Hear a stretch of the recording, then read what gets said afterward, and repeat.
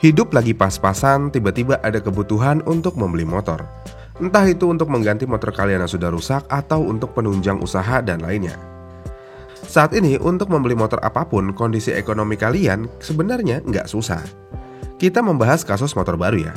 Jika kalian ingin membeli motor baru, walaupun kalian nggak punya uang atau lagi pas-pasan, kalian tinggal ke dealer aja. Kemudian kalian pilih motor yang kalian mau dan kalian tinggal ajukan kredit.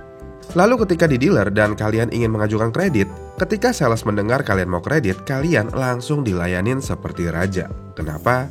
Ya karena kredit adalah raja, yang beli cash tidak berarti. Dan kalian tahu alasannya apa? Iya, insentif. Kemudian setelah kalian menandatangani beberapa dokumen, kalian kemudian pulang. Lalu beberapa hari kemudian nanti akan ada orang leasing survei rumah kalian. Tidak peduli rumah kalian sewa atau punya orang tua atau bahkan punya sendiri, kalian pasti akan di ACC asalkan kalian bebas dari BI checking. Iya kan? Nggak juga sih, asalkan kalian janji aja sama orang sales leasingnya kalau kalian akan rajin bayar minimal selama 3 atau 6 bulan. Jika kalian iya kan, kalian pasti di ACC. Dan jika sudah di ACC, maka motor akan dikirimkan dalam beberapa hari ke rumah. Menariknya, ketika motor sampai rumah, di pikiran kebanyakan orang masalah kalian selesai. Ya, kalian akhirnya punya motor. Tapi nyatanya kalian baru memulai perjalanan untuk menyumbang energi dan uang kalian untuk membayar motor plus bunga yang ada. Yang mana harga dasar motor yang tadinya 21 juta dengan tenor 36 bulan atau lebih, kalian harus membayar pada akhirnya sebesar 28 juta atau lebih. Yang bikin nyeseknya lagi, jika kalian jual motornya hanya dalam beberapa tahun pakai, motornya hanya akan dihargai kisaran 15 juta. Yang pada akhirnya lagi, kalian kehilangan uang sebesar 13 juta rupiah. Nyesek kan? Tapi apakah kredit salah? Sebenarnya kredit tidak sepenuhnya salah, karena ini balik lagi ke faktor ekonomi masing-masing dan kebutuhan masing-masing. Tapi jika kalian bisa menurunkan ego kalian sedikit, sebenarnya kalian bisa bebas dari tuntutan kredit, yang mana kalian bisa membeli motor bekas atau second. Dengan adanya statement tersebut muncul sebuah pertanyaan, lebih layak mana, beli motor bekas atau beli motor baru? Sebelum lebih lanjut, saya ingin meminta maaf dulu untuk teman-teman di sini yang mungkin kalian berprofesi sebagai sales motor. Di sini saya tidak ingin menyudutkan satu pihak dan pihak lainnya, dan mohon simak video dan narasinya baik-baik ya. Jadi, lebih baik mana, motor baru atau motor bekas? Jawabannya tentu aja motor baru. Dengan motor baru, kalian akan terbebas dari PR apapun. Palingan PR-nya cuma benerin spakbor doang yang miring. Tinggal ditarik dikit, langsung lurus lagi. Namun, jika kita lihat harga motor saat ini dan ekonomi Indonesia saat ini, sepertinya membeli motor baru adalah hal yang cukup berat. Kita ambil contoh harga motor Honda Beat. Honda Beat harganya dimulai dari 18 juta rupiah. Kemudian selain Honda Beat, jika di Yamaha ada Yamaha Gear. Motor ini juga dijual di harga sekitar 17 juta rupiah. Apakah harga tersebut adalah harga yang mahal? Sebenarnya enggak juga, itu adalah harga yang wajar buat kalian yang memiliki penghasilan minimal UMR Jakarta. Dengan gaji UMR Jakarta, kalian tidak akan keberatan untuk membeli motor ini secara cash ataupun kredit. Namun bagaimana buat kalian yang tinggal di daerah lain, katakanlah Jawa Tengah dengan tingkat UMR yang rendah? Apakah akan mudah untuk membeli motor tersebut? Jawabannya akan sedikit lebih sulit. Kemudian selain Honda Beat dan Yamaha Gear, misalnya kalian mau beli motor yang flagship nih. Misalnya NMAX Turbo, kalian harus merogoh kocek lebih dari 40 juta untuk tipe tertingginya.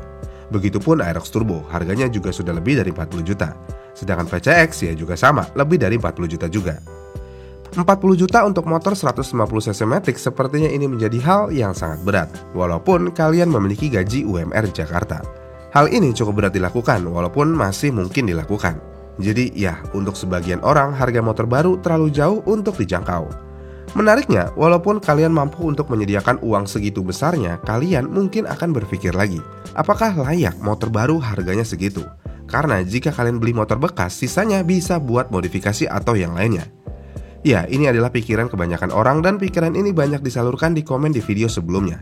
Dan nyatanya hal itu sebenarnya ya nggak salah, karena sejatinya beli motor bekas juga layak. Memang, jika kita membeli motor bekas biasanya akan memiliki PR.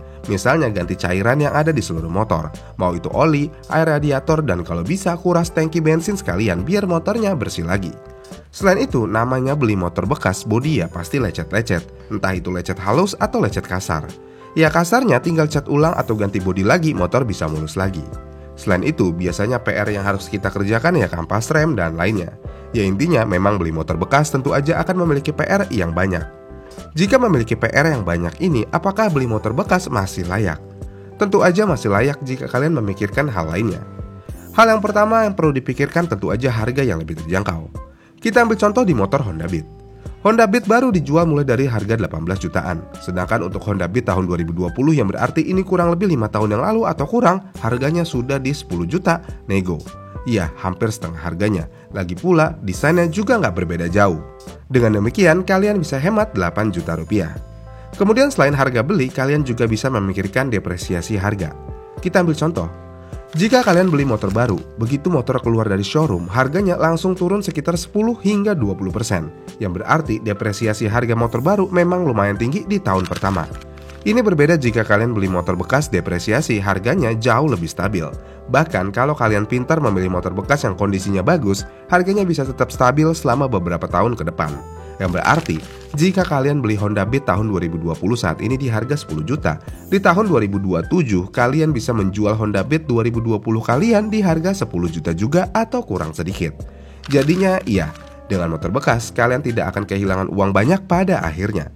Asalkan kalian jangan menjual motor kalian di Facebook Marketplace. Jual Aerox nanti minta dibarter sama iPhone 11. Jual motor seharga 20 juta nanti ditego sampai 8 juta atau kurang. Facebook Marketplace pembelinya kacau, pikirannya kurang dipakai. Kejadiannya begitu cepat, Pak. Motor saya hilang. TV saya juga hilang. Kemudian hal lainnya adalah motor bekas bisa menyesuaikan budget kalian. Jika kalian punya uang 3 juta rupiah untuk melakukan DP, mendingan kalian beli motor seharga 3 juta nego. Contohnya Satria F. Yang bener. Kemudian selain itu semua, kita ngomongin ekonomi yang lebih mapan sekarang ya. Jika kalian punya uang sebesar 40 juta rupiah, apakah kalian ingin membeli motor Matic 150cc di harga segitu? Jika iya, silakan dibeli. Jika tidak, kalian memiliki banyak opsi. Misalnya, jika kalian memiliki uang 40 juta rupiah dan kalian suka modifikasi, kalian bisa membeli Yamaha Aerox tahun 2020. Yamaha Aerox tahun 2020 harganya mulai dari 17 juta rupiah. Katakanlah kalian mendapatkan motor ini seharga 17 juta rupiah.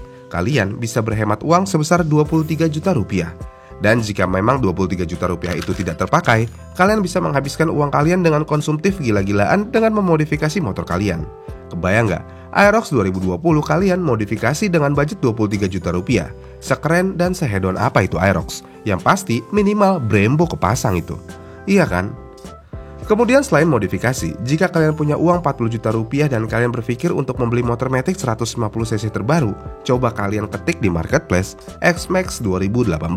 Harganya 42 juta nego. Jika kalian gak mau Matic, kalian bisa ketik juga di Marketplace Yamaha R25 2023. Harganya 40 juta nego. Bahkan kalau kalian mau motor 250cc yang lebih tua sedikit tapi lebih canggih, ada CBR 250 tahun 2018 sampai 2019. Harganya 30 juta nego. Jadinya iya, di pasar motor bekas dengan budget seharga Matic 150cc baru saat ini, kalian sudah bisa mendapatkan motor di atas kelas motor Matic 150cc ini. Sampai titik ini, motor bekas seakan-akan lebih layak dibeli daripada motor baru. Tapi tunggu dulu, karena ada faktor lain yang harus kalian pertimbangkan, misalnya pajak dan biaya balik nama. Jadi untuk membeli motor bekas, usahakan beli motor yang pajaknya masih minimal 6 bulan jalan. Jika kurang, kalian bisa nego pajak lagi. Kemudian selain pajak, biaya balik nama juga harus dipikirkan. Biaya balik nama atau mutasi memang membutuhkan uang dan hal ini tergantung daerah kalian, harga dasar motor, dan mutasi daerah. Jika masih satu daerah atau domisili, ini tentu aja lebih murah dan mudah. Dan jika sudah balik nama, motor tersebut seakan-akan sudah utuh menjadi milik kalian. Tapi buat kalian yang tidak mau mengeluarkan uang untuk balik nama, kalian sebenarnya bisa pakai biro jasa. Dan kalian tahu apa yang terjadi selanjutnya. Ya, pajak kalian akan terbayar dengan nama yang sama tanpa balik nama, asalkan belum diblokir nomornya. Tapi nih, yang sangat perlu diperhatikan dalam membeli motor bekas adalah seberapa tahu kalian tentang motor. Karena penjual motor bekas biasanya agak tricky alias suka licik. Ini kita bukan ngomongin dealer nih, ini kita ngomongin perorangan. Misalnya, jika motor tersebut memiliki suara mesin yang kasar, oleh penjualnya biasanya dikasih oli yang sangat kental sehingga suara ketukan mesinnya menjadi halus. Dan ketika kita beli dan ganti olinya, mesinnya langsung berisik. Selain itu, jika kita lihat secara tampilan visual luar, motor seakan-akan baik-baik aja. Tapi ketika buka bodi, ternyata rangkanya bekas las-lasan atau sambungan dan lainnya. Ya intinya beli motor bekas jauh lebih sulit daripada beli motor baru. Kalau beli motor baru, ya kalian tidak paham dengan motor, dijamin pasti aman aja itu motor.